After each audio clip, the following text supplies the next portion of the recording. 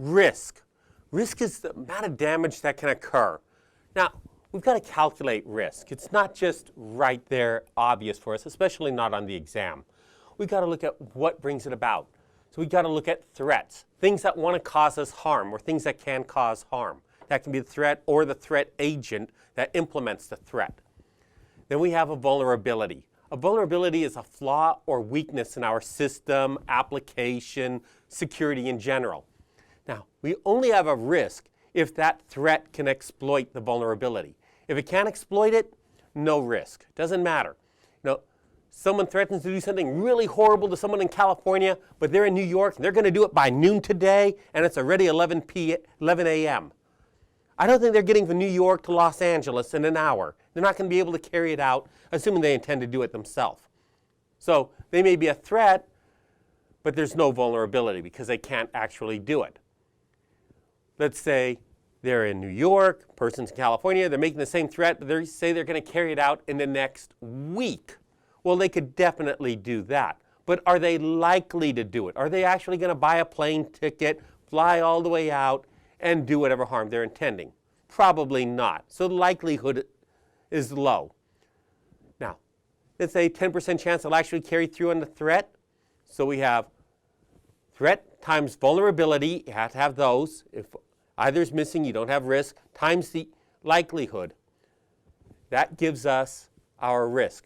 It's going to create an impact. We quite often throw impact in there instead of likelihood, and threat times vulnerability times impact to calculate risk.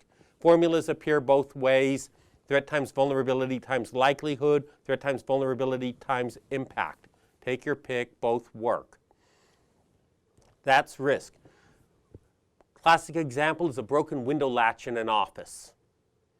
The threat is a burglar coming in through the window. Vulnerability is the window latch is broken. Someone can just open the window. The likelihood is higher the more people that know about it.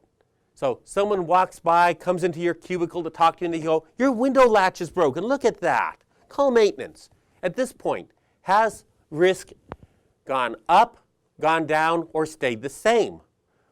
Well, it hasn't gone down because you haven't gotten it fixed. Hasn't stayed the same because now at least there's two people aware. Whether or not you were aware before is immaterial to saying whether or not risk has gone up. But that other person knows and you know. So two people. Risk has gone up.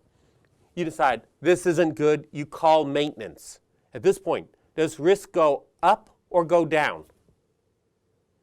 Well, it actually goes up because you know, that other person knows, and now maintenance knows. Maintenance may say, we'll get to it tomorrow, but we'll rip you off tonight.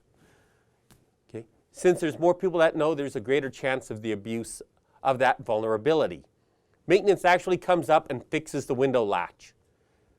At that point, risk goes down. The threats are still there. Burglars are still out there. You can be burgled. The vulnerability is missing, the broken window latch. It's no longer broken. So you can't exploit it. So likelihood of someone exploiting that vulnerability goes to zero. That risk is gone. There's other risks. You still have risk, but not that one, at least not with that window latch.